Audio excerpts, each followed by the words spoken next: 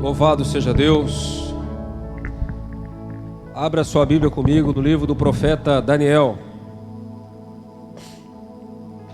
Profeta Daniel, capítulo 5.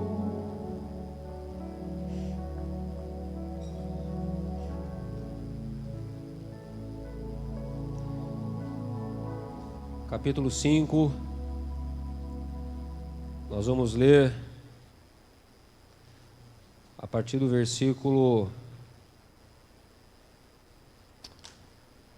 Eu vou ter que trocar de Bíblia, que essas Bíblias gigantes aqui é ruim para manejar elas, viu? Os irmãos, a igreja está dormindo já, esperando o pregador achar o versículo da Bíblia. Daniel, capítulo 5, nós vamos ler a partir do versículo 1, do 1 até o 8, amém? Do 1 até o 8. Daniel, capítulo 5, versículo 1, capítulo 5, do versículo 1 até o 8. O tema da mensagem dessa manhã é a ceia do rei Belsazar. Amém? A ceia do rei Belsazar. O rei Belsazar deu um grande banquete a 1000 dos seus grandes e bebeu vinho na presença dos 1000. Enquanto Belsazar bebia, apreciava o vinho, mandou trazer os utensílios de ouro e de prata que Nabucodonosor, seu pai, tirara do templo, que estava em Jerusalém, para que neles bebessem o rei e os seus grandes, as suas mulheres e concubinas. Então trouxeram os utensílios de ouro que foram tirados do templo da casa de Deus, que estava em Jerusalém. E beberam neles o rei, os seus grandes e as suas mulheres e concubinas. Beberam o vinho e deram louvores aos deuses de ouro e de prata, de bronze, de ferro, de madeira e de pedra.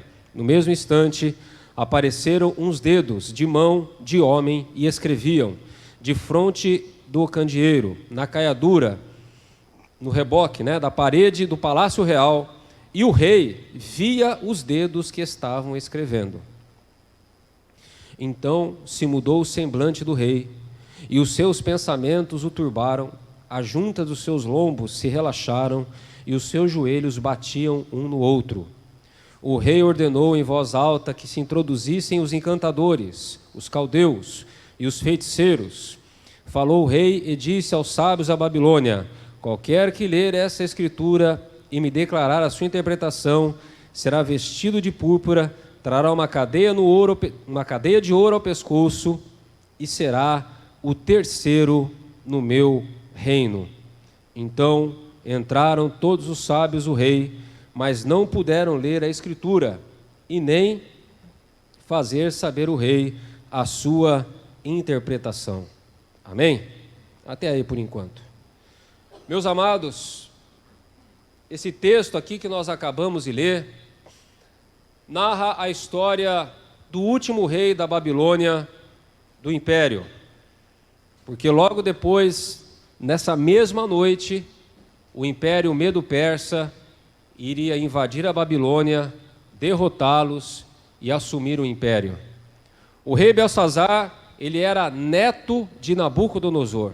Foram 3 gerações que reinaram durante o império da Babilônia. E esse Belsazar, o neto do rei, no auge da sua loucura, da sua soberba, da sua arrogância, ele dá uma grande festa. E a Bíblia diz que 1000 pessoas estavam participando dessa festa. Pessoas importantes, pessoas notáveis, generais, grandes líderes, estavam participando dessa festa, dessa orgia, onde havia mulheres, onde havia idolatria, onde havia muita bebedeira, Imagine aquela festa bem mundana, aquela festa bem caótica, aquela festa que um crente ele não consegue ficar nem um minuto ali naquele lugar. Era esse tipo de festa que estava acontecendo.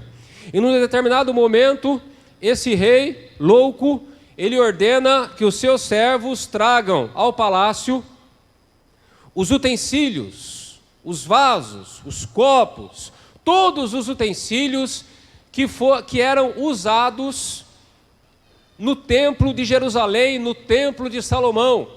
Vasos, copos, jarros, bacias, que foram consagrados para o uso sacerdotal na ministração ao Senhor na época do templo de Salomão.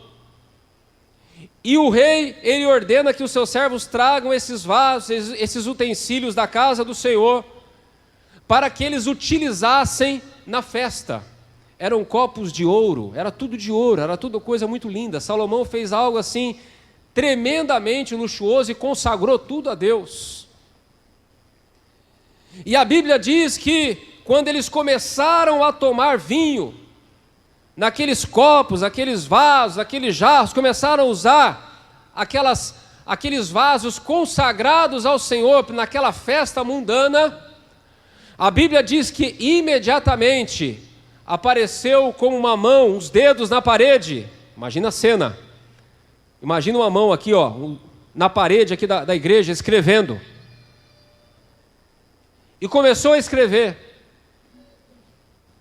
E a Bíblia diz que o rei ficou apavorado quando viu aquela mão escrevendo na parede.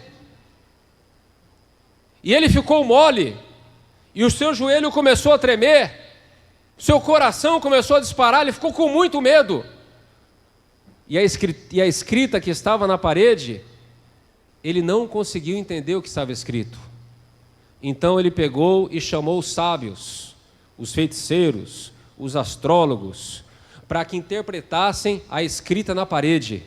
Mas a Bíblia diz que nenhum deles conseguiu interpretar o que estava escrito na parede. O que nós podemos aprender com essa história, meus amados? Veja bem, hoje, quem são os vasos consagrados a Deus? Quem são? Diga assim, eu. Repita comigo assim, eu sou um vaso consagrado ao Senhor. Amém? Nós somos esses vasos, nós somos esses utensílios consagrados a Deus através do poderoso sangue de Jesus. Amém?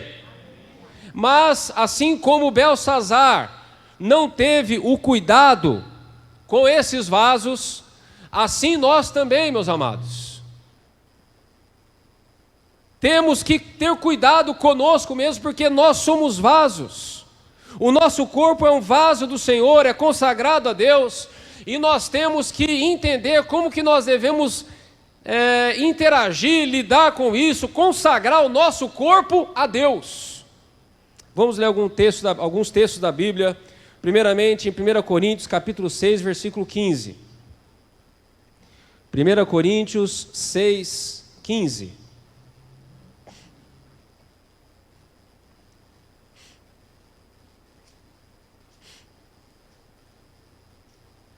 Primeira Coríntios 6,15 diz assim: ou não sabeis, ou melhor, vamos ler a partir do versículo 15, 6,15, né? Isso. 1 Coríntios 6,15. Não sabeis que os vossos corpos são membros de Cristo? E eu, porventura, tomaria os membros de Cristo e os faria membros de meretriz? Absolutamente não. Ou não sabeis que o homem que se une à prostituta forma um só corpo com ela? Porque, como se diz, serão dois, uma só carne. Mas aquele que se une ao Senhor é um espírito com ele. Fugi da impureza. Qualquer outro pecado que uma pessoa comete é fora do corpo, mas aquele que pratica a imoralidade peca contra o próprio corpo. Eu acho interessante que Paulo fala assim, no versículo 15: e eu, porventura, tomaria os membros de Cristo e os faria membro de meretriz? Ele está falando dele mesmo, mas ele está falando na primeira pessoa do singular. Ele fala assim: eu tomaria os membros de Cristo do meu corpo e o entregaria, me uniria a uma meretriz, a uma prostituta? Ou seja, Paulo estava dizendo assim: porventura eu entregaria o meu corpo à prostituição? É claro que não, porque o meu corpo não pertence a mim. O meu corpo pertence a Cristo. Amém? É por isso que ele escreveu: nós temos esse tesouro em vasos de barro. Então, meus amados, nós temos que entender que nós temos que tratar o nosso corpo como se fosse um vaso de ouro consagrado a Deus. Amém? Nós não podemos simplesmente usar o nosso corpo para o mal, como nós achamos que devemos fazer. Aqui Paulo fala da prostituição. Ele fala aqui no caso meretriz, da prostituição, dá a entender que a prostituição paga, mas nós sabemos que não é somente a prostituição paga que é pecado. Um casal que está namorando, se eles se relacionam sexualmente, eles estão se entregando à prostituição. Amém? Eles estão se entregando à prostituição. Então, todo sexo fora do casamento é prostituição. Todo relacionamento sexual fora do casamento é prostituição. É isso que Paulo está dizendo. E algo interessante que ele diz assim, que todo pecado que o homem comete é fora do corpo. Mas aquele que peca, o pecado da prostituição, ele peca contra o próprio corpo. Porque ele está se unindo a uma outra pessoa indevidamente. E se torna um com aquela pessoa. E aí, meus amados, vai algo interessante que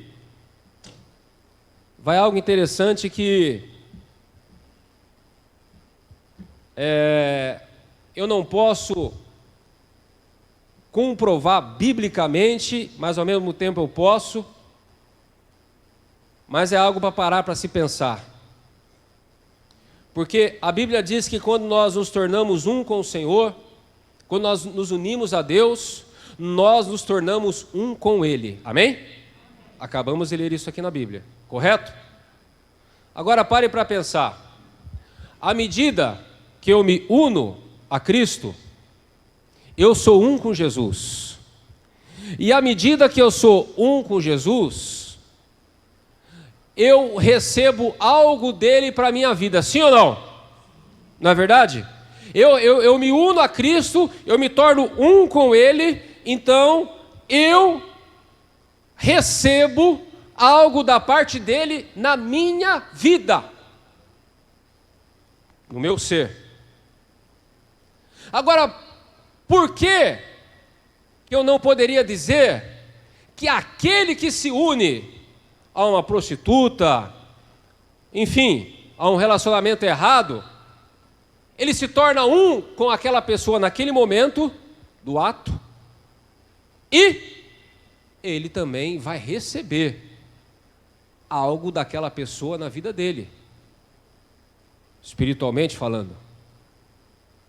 É por isso que muitos casamentos, meus amados, muitos casamentos, no começo, dão tanto problema, dão tantos problemas.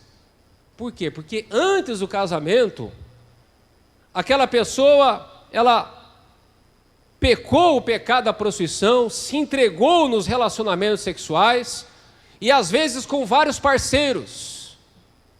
E com isso, ela recebeu algo daquelas pessoas. E agora aquilo é um tropeço no casamento dela agora. Por quê? Porque ela está carregando algo, trouxe algo para a vida dela daquelas pessoas cuja ela se relacionou. No Ministério da Libertação, na cura interior, nesses negócios tudo aí, a gente costuma dizer que isso aí é um laço de alma. A alma dela se ligou a mim através dessa intimidade.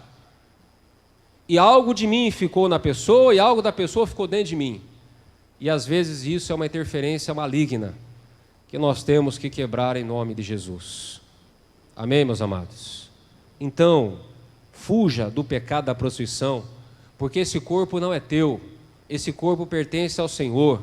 Aqueles vasos que Belsazar pegou não pertencia a ele, pertencia a Deus. Ele não tinha o direito de pegar aqueles vasos consagrados a Deus e usar naquela festa mundana, porque não era dele. Assim como nós não temos o direito de pegar o nosso corpo e entregar à prostituição, à lascívia, à impureza, à pornografia. Por quê? Porque não pertence a nós, pertence ao nosso Senhor. Amém? Vamos ler um outro texto para ficar mais claro ainda essa palavra dos vasos. 2 Timóteo capítulo 2, versículo 20.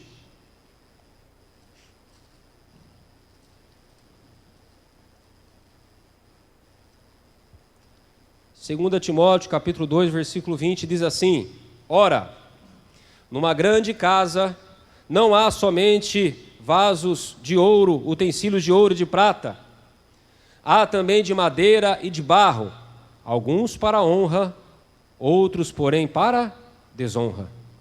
Assim, pois, se alguém a si mesmo se purificar desses erros, será utensílio para honra, santificado e útil ao seu possuidor, que é Deus, estando preparado, aleluia, para toda boa obra.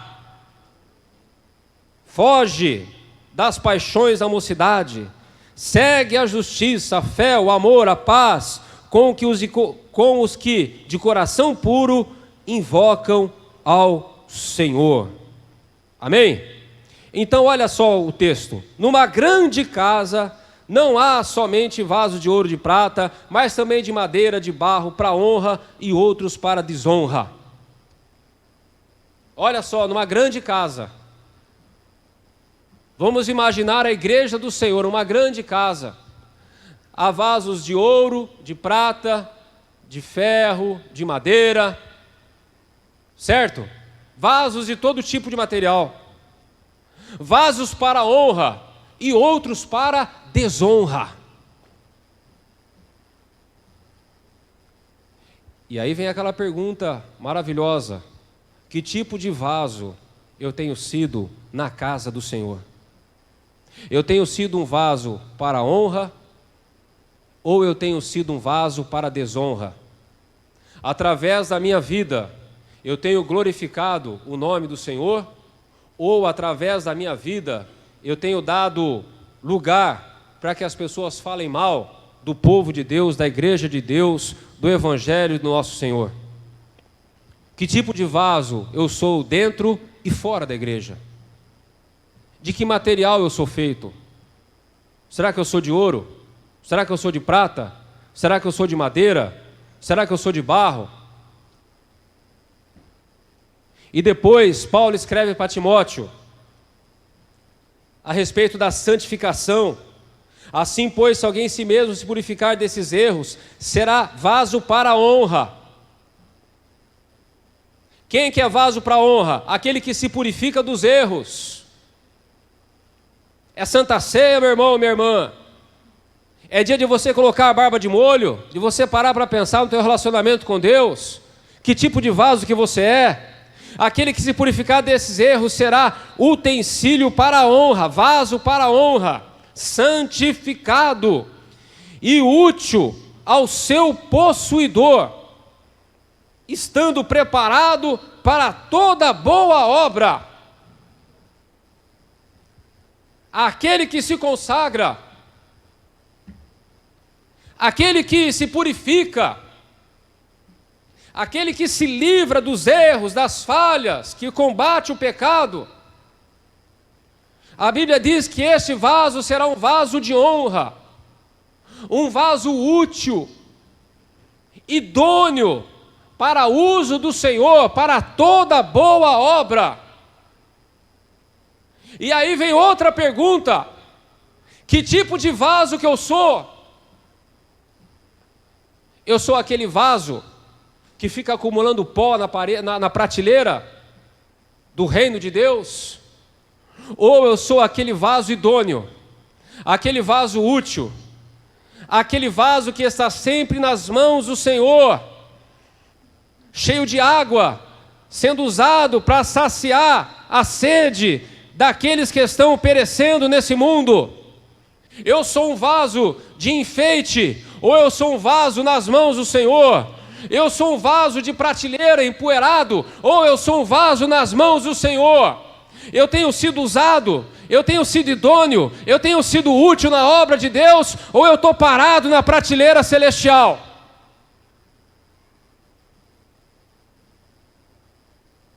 Esse texto, meus amados, esse texto me mostra que todos podem ser usados por Deus. Esse texto me mostra que você não precisa ser o bam para ser usado por Deus. Você precisa só se consagrar. Você precisa só se purificar. Você precisa só se livrar dessa imundícia, dessas falhas, desses pecados. E tomar essa decisão. Eu quero ser um vaso de honra. Eu quero ser um vaso de honra. Eu quero glorificar, eu quero exaltar, eu quero cooperar, eu quero ser usado nas mãos do Senhor. Seja esse vaso em nome de Jesus. Seja essa ferramenta nas mãos do Senhor. Seja essa ferramenta. Com certeza, de alguma forma, Deus pode usar a sua vida. Mas primeiro você tem que se consagrar. Primeiro você tem que se livrar das paixões da mocidade. Eu acho engraçado que Paulo toca no assunto aqui, porque às vezes o problema nem é tanto o pecado, o problema sabe qual que é? Picuinha na cabeça. Versículo 23 diz aqui, repele as questões insensatas e absurdas. Sabe aquelas picuinhas na cabeça? Não, porque eu não concordo com isso, não, porque eu não concordo com aquilo, não, porque eu acho que isso está errado, não, porque não sei o que lá, não, porque aquelas conversas vãs, como diz Paulo lá em 1 Coríntios capítulo 11, falando da Santa Ceia, mas também nós podemos aplicar isso à nossa vida, aqueles ajuntamentos que não são para o bem, são só para o mal, só para falar besteira, só para criticar, só para ficar questionando. E Paulo fala para Timóteo, repele essas questões insensatas. Não fica procurando picuinha. Não fica levantando questões que não tem nada a ver, que não vai acrescentar nada, que não vai mudar nada. Salomão escreveu, eu gosto muito desse versículo, lá em Eclesiastes: Deus é simples, mas o homem se meteu em muitas astúcias. Ou seja, Deus é simples, mas o ser humano gosta de complicar tudo. Eu vou falar uma coisa para vocês. Se o ser humano não fosse uma pessoa, um ser tão complicado, a igreja no mundo já teria avançado muito. Já teria avançado demais. Mas a gente gosta de complicar o meio de campo. A gente gosta de complicar. Gosta de entrar em questões insensatas, que não vai acrescentar nada, que não vai mudar nada, que não vai adiantar nada. Se purifica, meu irmão. Purifica a tua mente das questões insensatas. Purifica o teu corpo do pecado, da lascívia, da impureza, do mal. E seja esse vaso nas mãos do Senhor. Seja um vaso de honra, de ouro, que glorifica o nome do Senhor, que está sempre nas mãos do Senhor, aleluia, para derramar vinho novo, para derramar água sobre os sedentos. Seja aquele prato de ouro cheio de comida, para alimentar aquela pessoa carente da palavra, carente do alimento espiritual. Seja esses utensílios. Numa cozinha tem garfo, faca, colher, chaleira, panela. Tem muita coisa para fazer. Amém? Segundo ponto da mensagem, segundo ensinamento. Olha só, vamos voltar lá para Daniel capítulo 5. Daniel capítulo 5.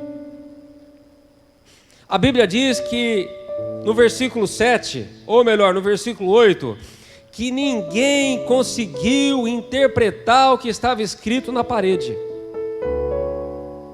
Ninguém. E depois eles chamam o profeta Daniel. E o profeta Daniel, lá no versículo 25, vai lá agora, capítulo 5, versículo 25. Esta, pois, é a escritura que se traçou. Mene, mene, tekel, parsim.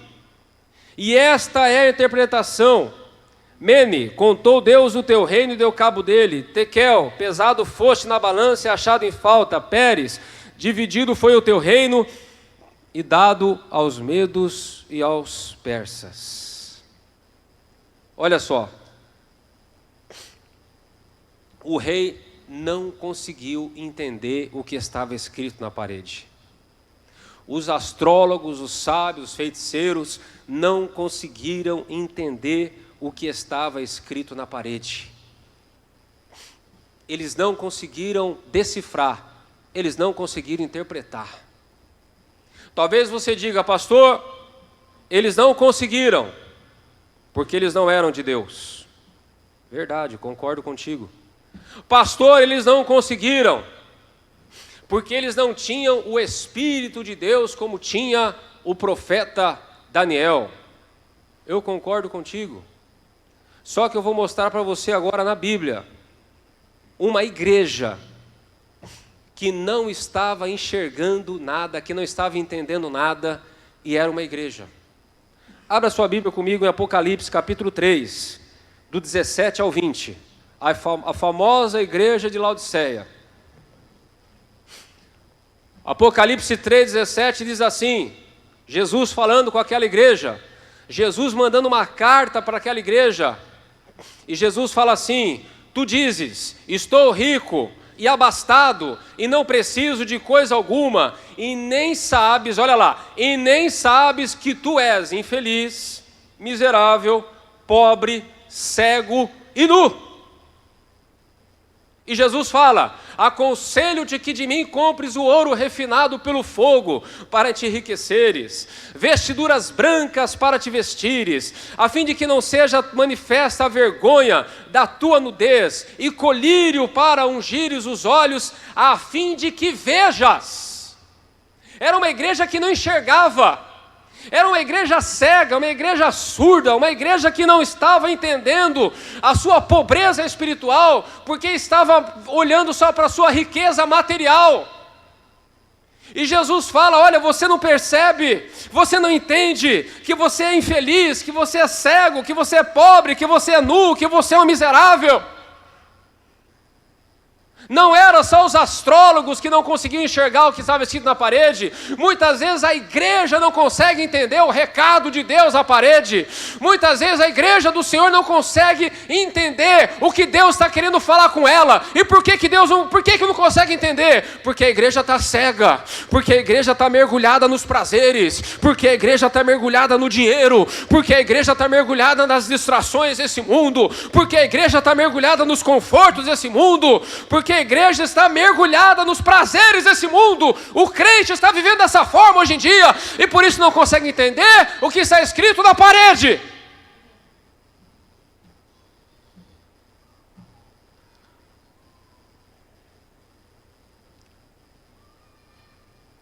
E se instala, apesar de nós conhecermos a Cristo, se instala sobre nós o quê?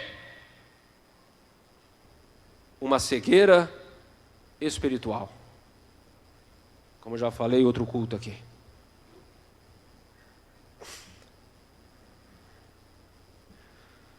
Nós temos que entender, tem uma música da Cassiane, que diz assim, nós temos que entender o que Deus está falando, né? Nós temos que entender o que Deus está falando.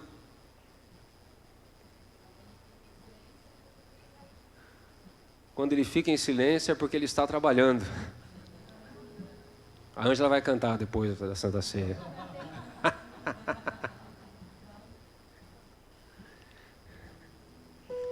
Então, meus amados, vamos comprar esse colírio do céu. Vamos pagar o preço e comprar esse ouro refinado do Senhor. Vamos parar de ser mendigo espiritual. Vamos entender, vamos procurar entender o que Deus está falando. E agora eu vou mandar outra. Se Deus fosse escrever para você na parede, hoje, vamos supor que você está aqui na Santa Ceia. Vamos supor não, você está aqui.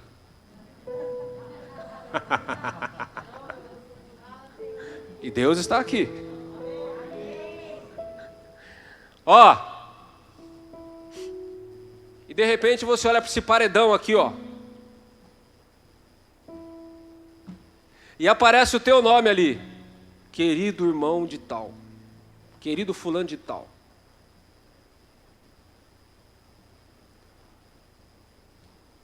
De acordo com o teu julgamento próprio, eu quero crer que você não está debaixo de nenhuma cegueira espiritual. Em nome de Jesus, eu já pingou o colírio aqui, já abriu o teu olho.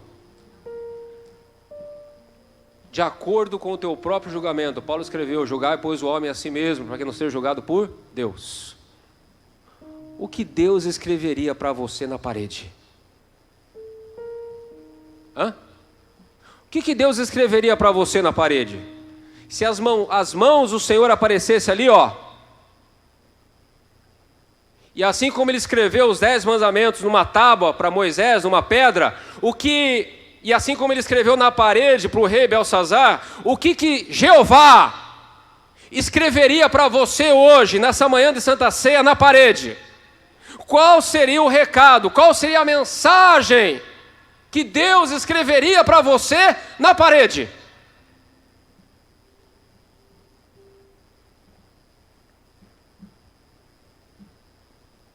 Eu só tenho certeza de uma coisa,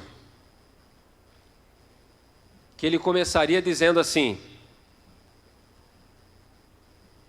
eu te amo, vírgula, aí depois vem. O eu te amo eu tenho certeza que ele vai falar, porque ele te ama. Agora, depois da vírgula, só você pode imaginar o que Deus escreveria para você naquela parede. Deus escreveu para o rei Belsazar, Mene, Mene, Tekel, Parsim. E Daniel trouxe a tradução. Deus contou o teu reino e deu cabo dele. O teu reino está acabando. O teu reinado está acabando. Está findando. Depois ele diz assim, e esse me chama a atenção: fostes pesado na balança e fostes achado em falta. Lá em casa, inclusive, joguei fora esses dias, porque comigo é assim, na pressão não vai pro lixo. Lá em casa, tinha dois cortador, aqueles cortador de pelo no nariz, sabe?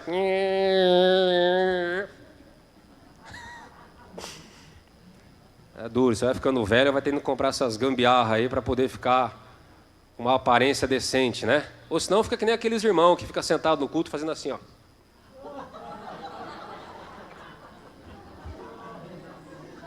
Viu já? Aquelas tossas assim, joga assim.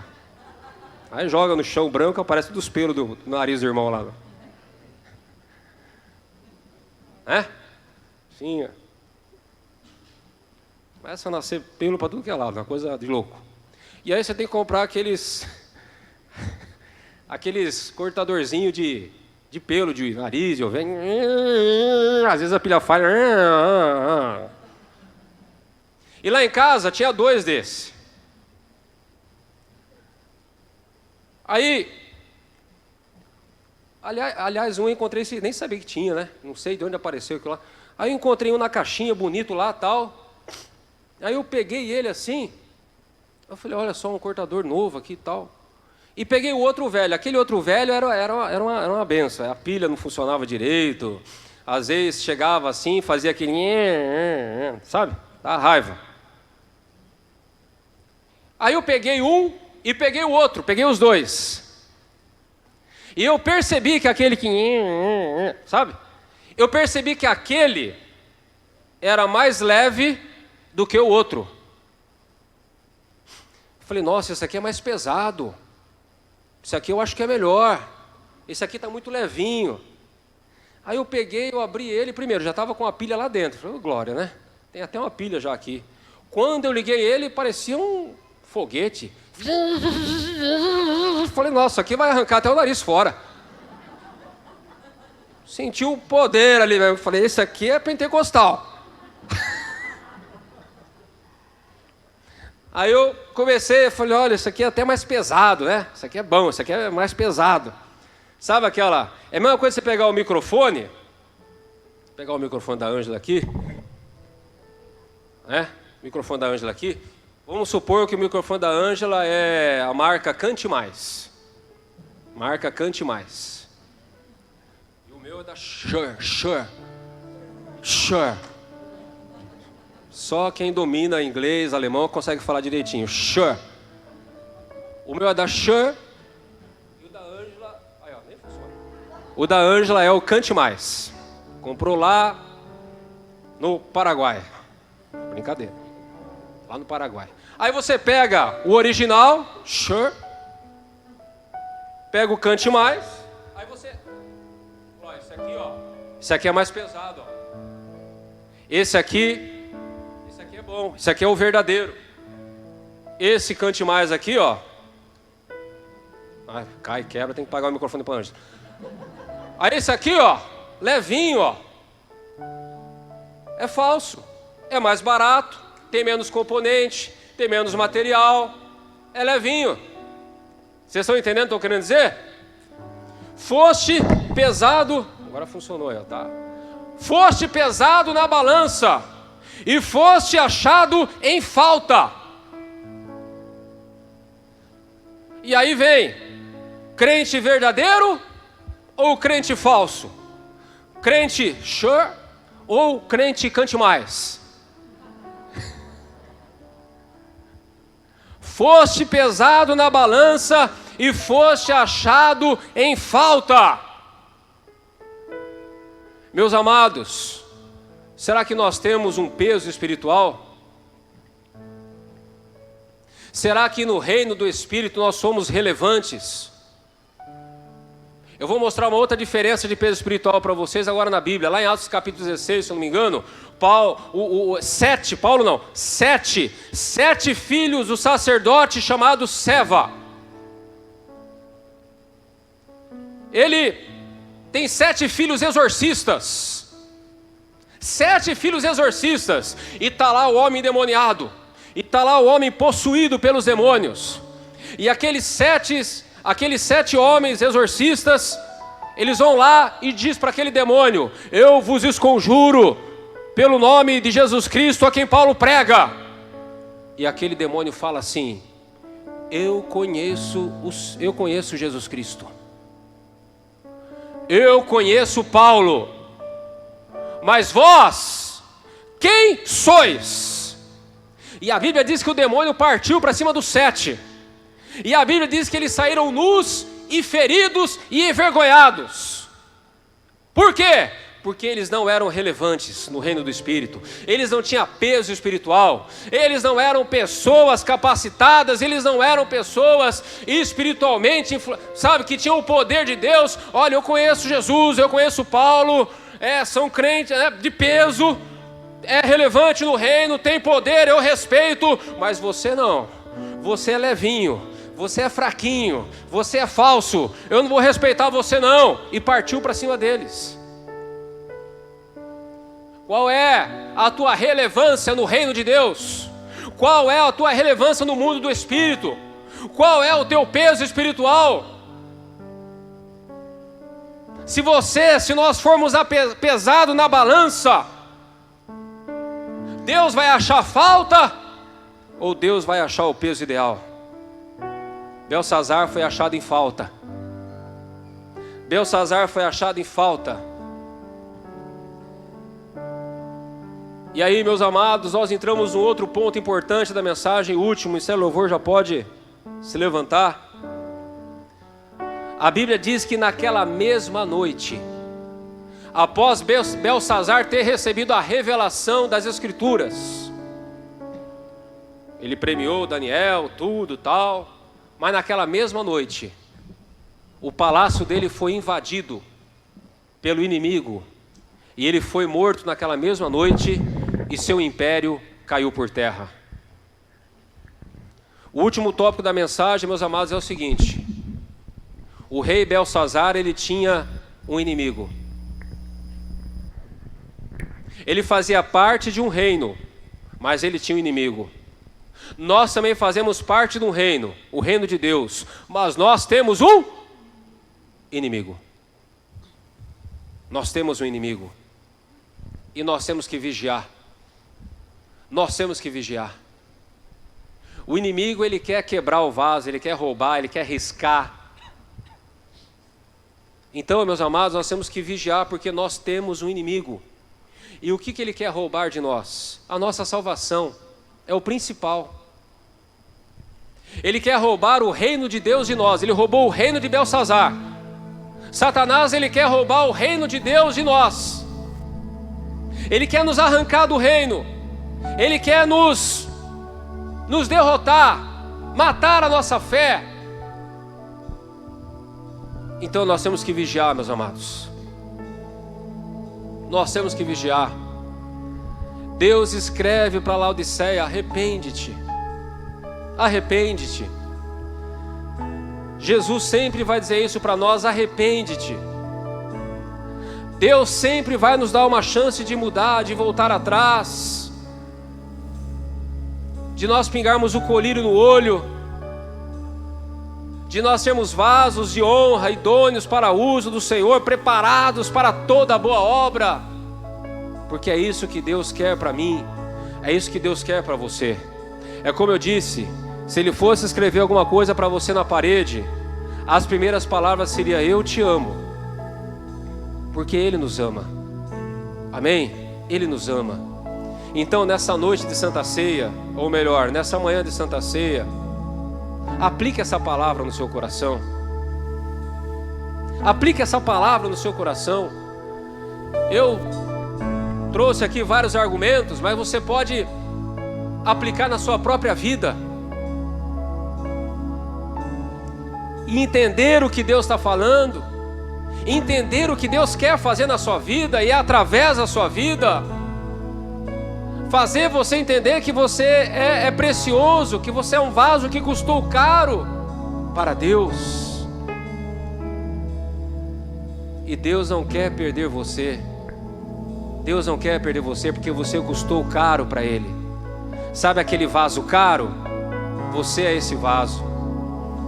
Como diz Pedro, não foi com ouro ou com prata ou com coisas corruptíveis desse mundo, mas fostes comprados, resgatados pelo precioso sangue do Senhor Jesus. Então, fique de pé agora. E nessa manhã de Santa Ceia, coloque a sua vida no altar. Coloque a sua vida diante de Deus. Coloque a sua vida diante do Senhor.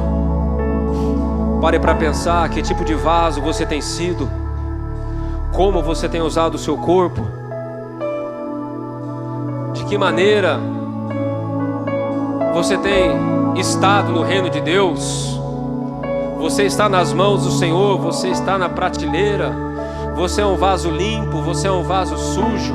Você é um vaso que honra. Você é um vaso que desonra. O que Deus escreveria na parede para você nesta manhã? Se coloque diante do Senhor nessa manhã. Ele te ama. Ele te ama. E Ele pode e quer te renovar nesta manhã. Em nome de Jesus. Enquanto o ministério de louvor vai